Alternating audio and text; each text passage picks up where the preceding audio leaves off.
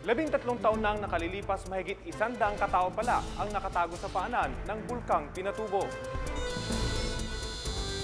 Basta't binanggit ng Capiz, aswang agad ang naiisip. Pero alam nyo ba na bukod sa mayaman sila sa mga kwentong katatakutan, mayaman din sa lamang dagat ang Capiz. Noong panahon ni Lolo't Lola, Bodabel at Sarsuela ang naging libangan. Pero maugusaling naging bahagi na kanilang kasaysayan, napabayaan na raw ng anay. Personal naming inalam. Sinaliksik ang bawat anggulo. Bawat detalye kinumpleto. Ang lahat ng yan nakatala sa Reporters Reporters Loko.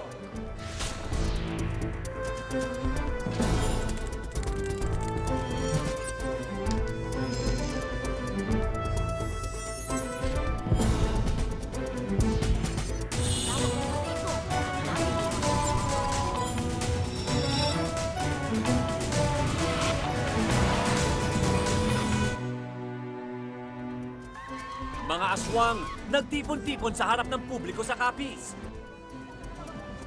Ang mga tagong yaman ng Capiz sa pagpapatuloy ng Reporters Notebook. Sobrang liblib na lugar na ito. Kanina pa kami gumagala. Siguro naman, kung meron kami dapat makitang aswang o kung ano man, dapat yan pa namin nakita. Mga ulat na maaasahan makatotohanan, nakakaalala itong lugar niya. Libangan, may mapupulong, may matututunan, oras di masasayang. Tara na, sumama ka, Jessica. Kasama ka, kapuso ka. Jessica.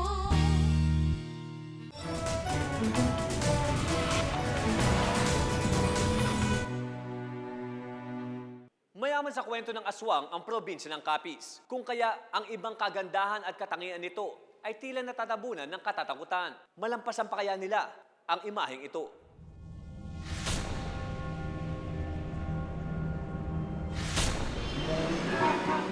Basta nababanggit ang probinsya ng Capiz, iisa ang naiisip na marami. Mula nung bata pa ako, parang familiar dyan sinasabi yung mga aswang-aswang. Mga lugar ng aswang. Mga tao daw doon tungkol sa mga aswang. Lugar na maraming aswang. Kaya para alamin kung paano nagsimula ang ganitong imahe ng naturang probinsya, nagpasya kaming pumunta sa Capiz. Bata pa ako, bumibisita na kami rito sa Rojas City sa Capiz. Ito kasi ang probinsya ng aking ama. Ang biro pa nga niya sa akin noon, huwag daw akong matakot sa aswang dahil may lahi rin daw kami nito. Napadpad kami sa bayan ng Panitan. Dito namin nakilala si Pancho Dolor. Halos 4 na taon na raw ang nakalilipas mula nang maging biktima siya ng aswang. Gabi raw noon at nasa labas siya ng bahay nang bigla siyang sunggaban nito. Lagba, balibo, bla. Mahaba ang balahibo, malalaki ang bibig at mahaba ang nguso, parang aso. Nawalan daw siya ng malay at nang magising, nasa ospital na siya. Ang patunay niya sa pag-atake sa kanya ng aswang, ang mga peklat at kalmot na ito. Pero ang paniwala ni Pancho, pinabulaanan ng pulisya. Ayun, may pakita niya, may kalmot siya. Pero nang amin siya dalhin kay doktora Advincula, ang amon municipal physician, ay nakuha doon sa katawan niya yung tinik ng buli. Hindi naman pangil ng aswang. Kung dati tahimik ang mga taga-Capiz basta napag-usapan ng aswang. Ngayon, sa pangunguna ng Dugo Cabiznon, isang non-government organization, tila ipinagsisigawan na nila ito. Noong Biyernes, isang pista ang kanilang ipinagdiwang, ang Aswang Festival. Layo nitong hamunin ng mga taong maghanap ng aswang para habang naghahanap, makita nila ang tunay na kagandahan ng Capiz. We want to change the negative image of Capiz. By showcasing this festival, papakita namin na there's no truth to the rumor na it's aswang. Aswang is only a myth.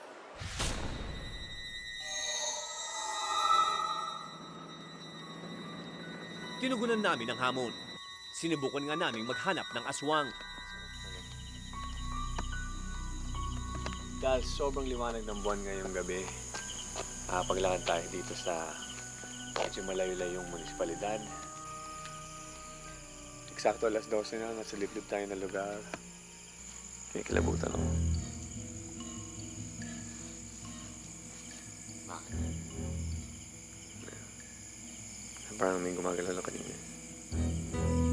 Sobrang liblib na lugar na ito. Kanina pa kami gumagala. Siguro naman, kung mayroon kami dapat makitang aswang o kung ano man, dapat kanina pa namin nakita. Wala. Ang isang teorya kung bakit pinaniniwala ang may aswang sa Capiz, nag-uugat pa noong panahon ng mga Kastila. Binansagan daw ng isang praile ang dalawang katutubong babaylan sa probinsya na aswang dahil sa pagiging pagano nila o walang paniniwala sa Diyos. Ang itsura umano ng mga aswang sa Capiz ay nag-aanyong paniki, manananggal, nagiging aso, at tik-tik. Para hindi dayuhin yung Capiz, para hindi masyadong maraming taga-ibang isla na pumunta sa Capiz, parang pinalago nila yung mito tungkol sa aswang. Hanggang ngayon, tila anino na ng Capiz ang imahe ng aswang. Pero lingid sa kaalaman ng marami, ang probinsyang ito ay itinuturing na seafood capital ng Pilipinas. Ang malaking bahagi kasi ng bansa ay dito kumukuha ng mga isda, alimango, at pusit. Sikat din sa ibang bansa ang Capiz dahil sa Capiz Shell. Panahon pa raw ng mga Amerikano na magsimula ang industriyang ito. Sa mga abroad, hindi naman issue yun eh. Dito lang naman yan sa Philippines. Na pag sinabi mong Capiz, ay, maraming aswang doon. Pero pagka yung mga customers namin sa abroad, wala. Hindi lang dyan mayaman ang probinsya. Nariyan din ang Baybay Beach. At ang ipinagmamalaki nilang Panay Bell. Isa sa ipinagmamalaki ng mga taga-Capiz ay ang pinakamalaking kampana na matatagpuan sa tuktok ng Panay Church.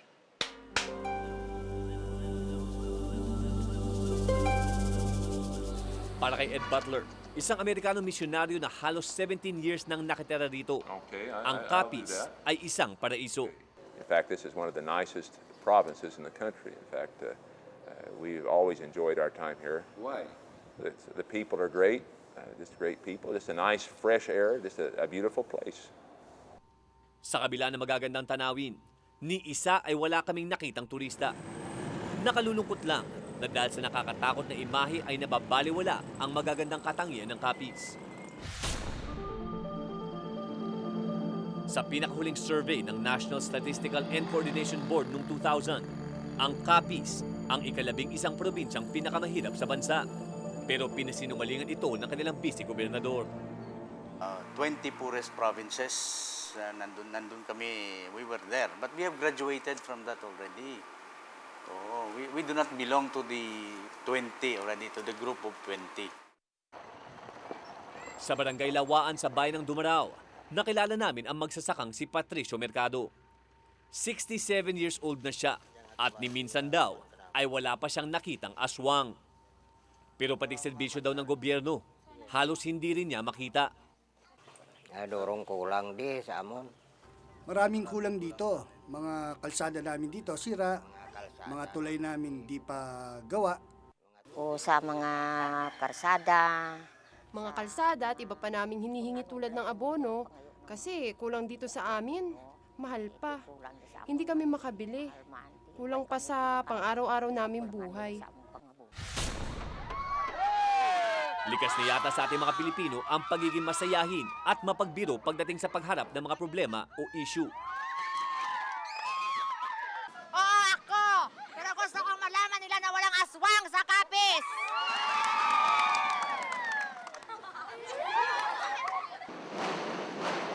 Ang mga kabiznon, sa halip na magalit sa pagbansag sa kanilang bayan bilang lugar ng mga aswang, ay ginamit pa itong pang-akit ng mga turista. Sana, ang mga bagay na dapat pagtuunan ng pansin at pag-usapan ay ang mga isyong makatutulong sa pag-unlad ng isang bayan. At hindi ang mga kwento o haka-hakang lalong pipigil sa pagsulong ng bawat mamamayan. Ako si Paolo Bediones at itong nakatala sa aking reporter's notebook.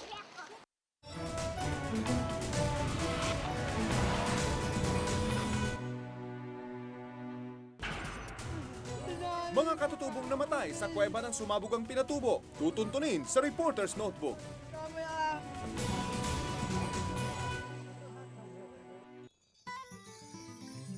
Mga ulat na maaasahan, papanoon, makatotohanan, nakakaaliw na libangan, may mapupulot, may matututunan, oras di masasayang, tara na sumama kami sa suka, tara na may kasama kami kapuso ka, Jessica.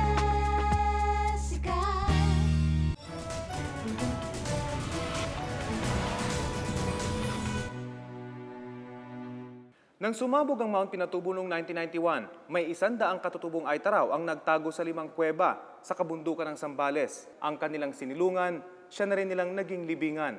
At ngayon, sa kahuli-huliang pagkakataon, bibisitahin at mamamaalam na ang kanilang mga naulila.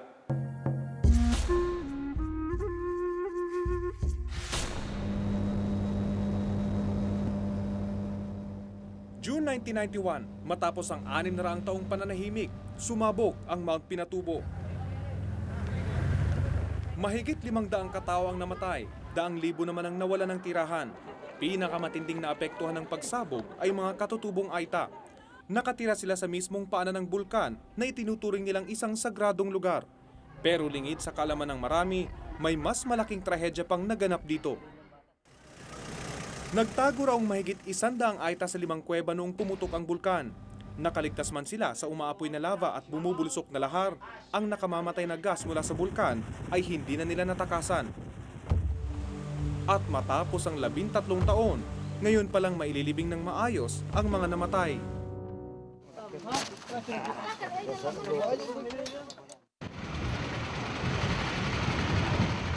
Kaya tumulak kami patungong San Marcelino, Zambales noong nakaraang Miyerkules. Kung pagbabalik tanaw ito para sa mga Aita, ganito rin ang aking pakiramdam. Namulat kasi ako sa buhay katutubo dahil sa aking ama na isang anthropologist. Maya-maya lang madadaanan natin yung baryo namin dati, yung Kakilingan. Yun, doon ako lumaki. Doon ako nagkaisip. Doon ako nangarap maging reporter nun. Berde at napakagandang lugar na ito noon. Ngayon, namumuti na ito sa lahar. Matapos matabunan ng lahar ang mga kabahayan sa mga resettlement area gaya ng isang ito sa Kanaynayan na malagi ang mga Aita. Nabuo ito sa sariling sikap ng mga Aita kasama ang isang NGO, ang Aita Development Association. Wala umanong naitulong ang gobyerno sa pagpapatuyo nito. The government sort of developed a hands-off policy with respect to the resettlement. Wala silang tulong. We were the ones to put up the houses, the school, the water system, everything. Mahalaga raw sa mga Aita ang magtanim para mabuhay. Yung Aitas, they say, what do we need basketball court for? Or a nice cemented road? All they want is good land for them to cultivate. Mas lang mabuti lang dito dahil maandami yung ang dami yung tanim namin, pero ayun lang, ito lang daan namin, ang kahirap-hirap din po yung daan. All we asked the government was to improve the road, but hanggang ngayon, wala pa. Matapos ang mahigit 1 oras, narating namin ang paanan ng bundok. Sinalubong kami ng ilang kamag-anak ng mga namatay sa kuweba. 3 oras pa raw kaming aakyat bago marating ito.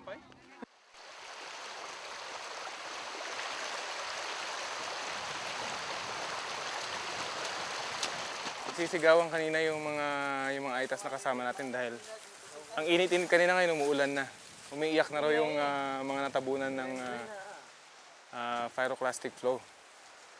Pero sabi nila, pag iyak yun ng kasiyahan kasi bukas ay matatahimik na yung kanilang kaluluwa.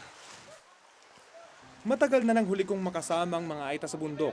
Dahil sa kanila, nainganyo akong maging isang mountaineer noong nasa kolehiyo ako. Bibilib ka kasi sa kanilang abilidad na mamuhay sa kabundukan gamit lang ang pana at itak. Sa dating ang Subic Naval Base, mga Aita ang nagtuturo noon sa mga Amerikanong sundalo kung paano mamuhay sa gubat. Pagkiskis, kailangan madiin. Dahil sa paghanga ng mga Amerikano sa husay ng mga Aita, itinatag nila ang Jungle Environmental Survival Training o JEST Camp noong 1965. Naging hanap buhay ito ng maraming Aita. Talagang nangailangan nung time ng Vietnam War. So nakita ng mga piloto na talagang kailangan nila. So ang tumulong Navy. Nang umalis sa mga Amerikano sa Subic, ang lokal na pamahalaan na ang namahala. Yung iba kasi hindi nasanay sa sibilisasyon. So karamihan hindi nakatapos. Pero may assist ang gobyerno po. Habang binabagtas ang masukal na kagubatan, sumagi sa isip ko, bakit hindi nalang bumalik dito ang mga Aita? Ayon kay Sebio Pukawan, isa sa tatatlong nakaligtas sa kuweba, masakit pa raw balikan ang mga pangyayari. Hindi talagang pagsabog na yung kwan, talagang kwan na. Ay, sabi yung matanda, mamatay na tayo, mainit na eh. Nararamdaman nila? Oo, mararamdaman parang kwan na. Mamatay na tayo, mamatay. Sisigawan na kayo? Oo, nagsisigawan pag isang oras na lang siguro. Wala na, huminto na yung sigaw. Ang mga ganitong alaala ang dahilan kung bakit mahirap sa kanilang manahan muli rito. Parang wala ako ng pag-asa dito sa lugar na ito. Ayaw mo nang bumalik dito at manirahan na dito? Ayaw. Bakit? Nasisira ang aking kalooban eh. Ito ang Sitio Maaga-Aga, isa itong malaking komunidad ng mga Aitas bago pumutok ang Mount Pinatubo noong 1991. Karamihan sa mga residenteng namatay sa pagsabog na yun ay galing sa lugar na ito, kung kaya't dito nila piniling ilibing yung labi ng kanilang mga mahal sa buhay. Ang pinakamalapit na kuweba kung saan nagtakbuhan ang mga residente rito noon ay ang kuwebang makikita, malapit sa mga batuhang yon. Inakyat namin ang isa sa mga kuweba. Ayon kay Buranza, dito namatay ang kanyang mga magulang at iba pang kamag-anak. Ang mga buong ito na lang ang natira sa kanila.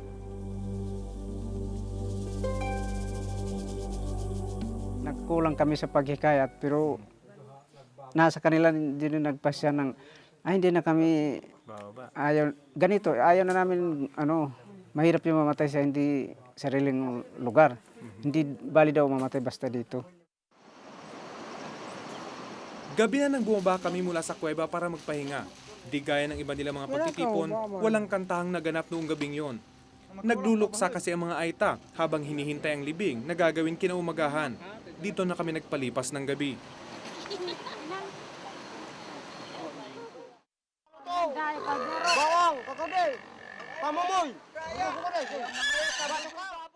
Kinaumagahan, isang baboy ang kinatay.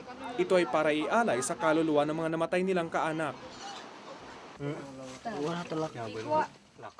Ilang oras lang dumating ang grupong ipinadala ng National Geographic para kunan ng libing. Kung hindi dahil sa kanila, hindi mapopondohan ang pagpapalibing sa labi ng mga namatay na Aita.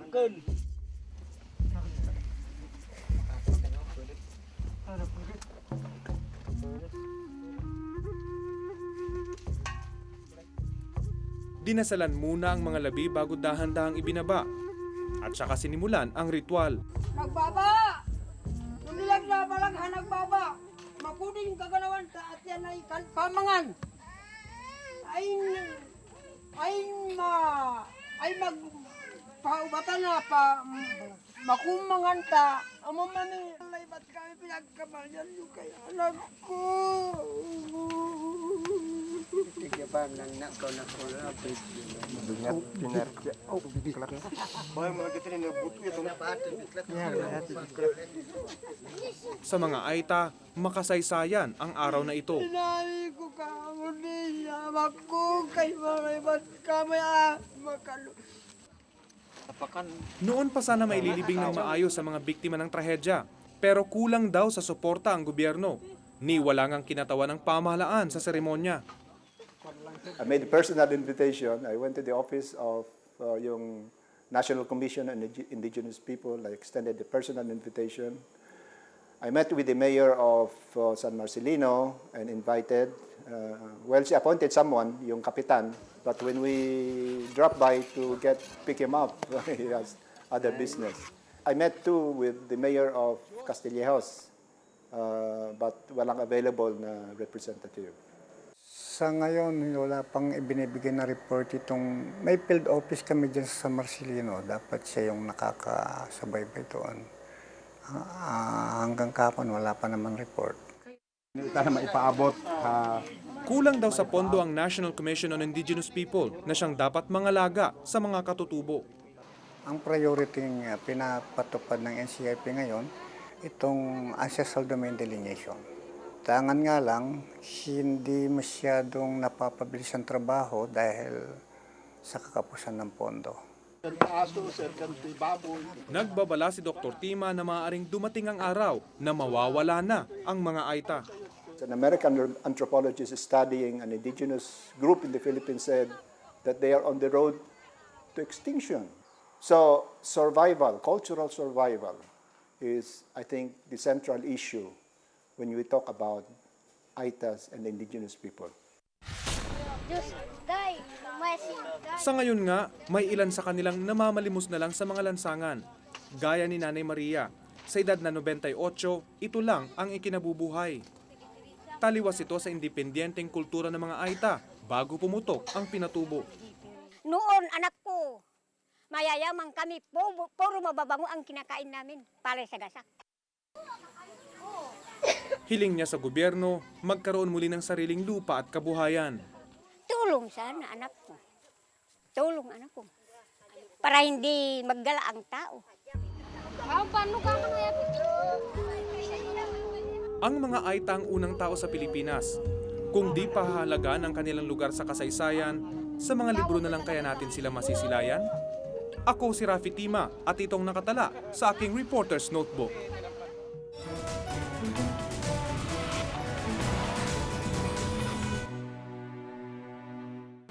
Ang mga gimmick plays nila lolo at lola, inaanay at inabandona na. Ang kwento niyan sa pagbabalik ng Reporter's Notebook. Mga ulat na maaasahan, papanoon, makatotohanan, nakakaaliw, nalibangan, may mapupulong, may matututunan, oras di masasayang, tara na, sumama kami, susuka, Jessica, tara kami, kasama kami, kapuso ka, Jessica.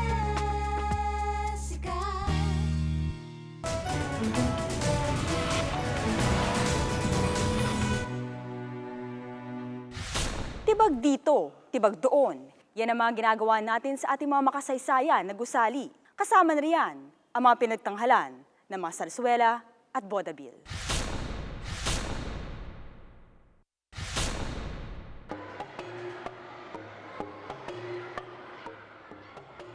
Sa sining daw makikita ang kultura at katauhan ng isang bansa. Isa raw ito sa mga palatandaan na sibilisado ang isang lahi. Sa sining, nagkakaroon ng pagkakataong magtipon-tipon ang mga tao. At saan pa nga ba nila sama-samang mapapanood ang kinagigiliwan nilang mga palabas, kundi sa teatro? Ngunit tulad ng kanilang mga ipinalalabas, makulay, masalimuot at malungkot din ang kwento ng mga teatro sa Pilipinas. Dati ay sila ang pangunahing lugar ng aliw. Ngayon, tila nabaon na ang mga ito sa limot.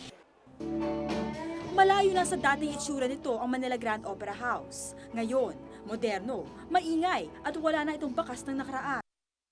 Noong panahon ng mga Amerikano, isa itong prestihiyosong lugar. It's known as the theater with a history.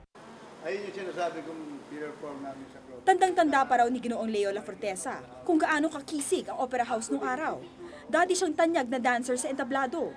Kapag nakapagtatanghal ka raw sa Manila Grand Opera House, sikat ka. Myself and my sister, Lily Enlio ang aming pangalan ng team namin. Lily Enlio La Fortesa, no? Sensational dance team. Nag-develop kami pareho ng different feeling from the other theater, Clover Theater. Kasi nga higher class ito kung talagang tutugunin nyo. Oy, narito na tayo sa opera house. Parang ganun ba ang feeling mo? Malaki ang kanyang paghihinayang na hindi na panatili ang makasaysayang lugar na ito. Ang dating tanghalan kasi, ngayoy bar na. Nawala ngayon Manila Grand Opera House pero nakaka-entertain kami ng tao. Si Herman Moreno o Kuya Germs ay isa sa mga nakilala dahil sa teatro. Nagsimula siya bilang janitor sa Clover Theater. I was a janitor, then nag-aser ako, nagportero ako, nagtakilyero ako. Nanghihinayang siya na hindi naalagaan ang Clover Theater. Manila College na ito ngayon. Malaki raw ang naiambag sa sining at kasaysayan ng Clover Theater. Sa pintuan pa lang noon ng naturang teatro, mamamangha ka na. Napakalayo na. Dahil hindi mo na makita yung talagang face ng theater. No? Although, this is the corner. Itong corner, papabilog itong ganyan, parang hapon. And then this is the lobby of the theater. Pero wala na ang pintuang nagbubukas para sa mga manonood. Wala nang bahid ng istruktura ng Clover Theater na makikita sa kolehiyo ngayon. Si Lola Alice, tindera ng sigarilyo. Siya na lamang ang tanging alaala ng Clover na natitira sa lugar na yon. Si Kuya Germs, naalala niyo pa si Kuya Germs? Germs, sorry, malabo na mata ko ha. Naalala pa kita nung sinabi niyo sa akin, hindi, baba mo ang paa mo, magwawalis ako. Diba? Tapos, Parang isang malit na reunion ng mga tunay na nakakikilala sa Clover ang kanilang pagtatagpo. Wala nang pelikula po. Salamat po sa inyo. So, itong pinakamahabang nito, talye, yan ang Rizal Avenue or Avenida Rizal. So, in this side, nandiyan dyan ang Ideal Theater. Ayon kay Kuya Germs, napakaraming teatro noon sa kalye ng Rizal Avenue. Hile-hilera raw ang mga lugar na may palabas sa entablado. Wala pa ito Wala pa itong LRT. Wala pa yan. Kaya maliwanag, And then, pag nakita mo yung mga theaters nga, you see the dancing lights ng pangalan. Well, Mayor Atienza, Sarado na ang kalye at ginawang park ng lokal na pamahalaan ng Maynila. Ginawa na lang itong pasyalan. Like itong Avenida, hindi namin dito kinlose namin to sa pedestrian para makita uli nila yung dating ganda. Gawa ng modernisasyon, sa pagsulputan ng mga panibagong pasyalan, sinehan, pati na rin ang telebisyon, tila nakaligtaan na rin ng tao na gawing libangan ang teatro. Ipinaglalaban ng Heritage Conservation Society ang pangangalaga sa mga lumang istruktura ng ating bansa. Napakahalaga raw kasi ng ating nakaraan. Sana'y maayos natin yan at mapangalagaan natin yan para bang inaayos rin natin o binibigyan natin ng kahalagahan ang isang aspeto ng ating kasaysayan. Ayon sa kanila, tuwing ginigiba natin ang mga makasaysayang gusali, para rin natin binubura ang makulay na bahagi ng kwento ng ating bansa. They don't really know about the importance of these things, so they don't restore them. And instead of restoring them, they demolish them, thinking that they are doing something modern and progressive. Hindi raw gusto ng gobyerno na gibain ang mga matatandang gusali, pero kulang daw sila sa pondo para pangalagaan ang mga ito. Ang kalye ng Eskolta, dati rin sentro ng sining at kultura. 3 sa pinakamalaking teatro sa buong Maynila ang dating nakatirik dito. Ang Capitol Theater, ang Lyric Theater, at ang Salon de Pretiera na pininiwala ang kauna-unahang teatro sa Maynila. Pero noon yun, wala na raw kasi sa moda ang mga entablado. Pictures are given already to the... Ang ama ni Francisco Nakpil na si Juan, ang arkitekto ng Capitol Theater. Para raw binura ang isa sa mga obra ng kanyang ama nang buwagin ang teatro. Because of the destruction that was done by the continuous bombardment by both Japanese and American forces. Well, of course. So that the other buildings that were designed, that he designed, were all destroyed. Not only Capitol. Ang Lyric Theater naman, di rin nakaligtas sa takbo ng pagbabago. Isa na itong department store. At tila naglahong walang bakas ang Salon de Pretiera. Ni walang makapagsabi kung saan ito nakatirik noon. Nakilala ang Metropolitan Theater sa kanyang katanyagan. Taglay ang magarbong looban nito. Bagay para ideklara ito bilang national landmark. Pero sa paglipas ng panahon, tila naglaho na rin ang dating kagandahan nito. Kamakailan lang ay kinundunan na ito ng Manila government. Sira-sira na ang ilang pader. Tila isang kalawang na lang raw ang di pumipirma, kaya hindi pa ito tuluyang gumuguho. Sunog siya, oh. It will take 200 million pesos para i-restore yung Metropolitan Theater. Ang GSIS ang nag-aalaga nito nung panahon ni dating unang ginang Imelda Marcos. Nagtataka nga ako bakit nga yung ating mga local government officials, sila pa nga ang, para pang hindi nila nalalaman na importante pala ito.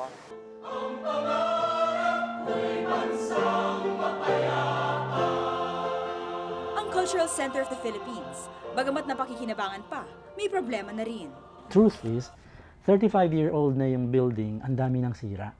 Pipelines, etc. In fact, yung facade namin, hindi ko alam kung nakita nyo, na meron ng nalalaglag na marble slabs dun sa harapan. And repairing that would, I think, entail about 4 million, yung pagpalit lang ng slabs na yon. Hindi pa namin magawa dahil kulang na nga ng pera. Wala namang masama kung makipagsabayan ang Pilipinas sa agos ng pagbabago. Sino nga naman ang gusto magpahuli sa mundo? Pero dapat bang maging kapalit nito ang kasaysayan ng ating lahi at ugat ng ating tunay na pagkatao? Ako si Hana Alcoseba at ito ang nakatala sa aking Reporter's Notebook.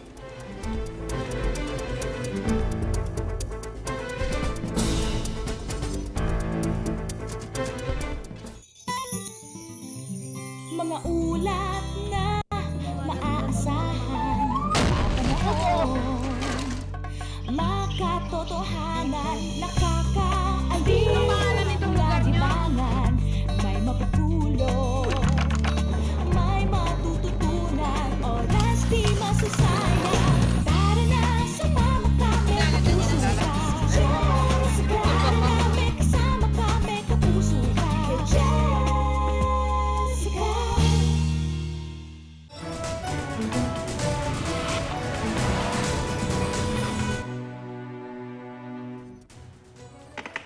Kung may nais kayong ipasiyasat na issue o balita, maaari kayong tumawag sa aming numero 928-4239.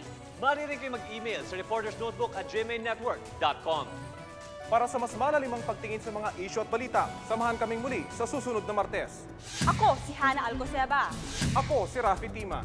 Ako si Paolo Bediones at ito ang Reporters Notebook.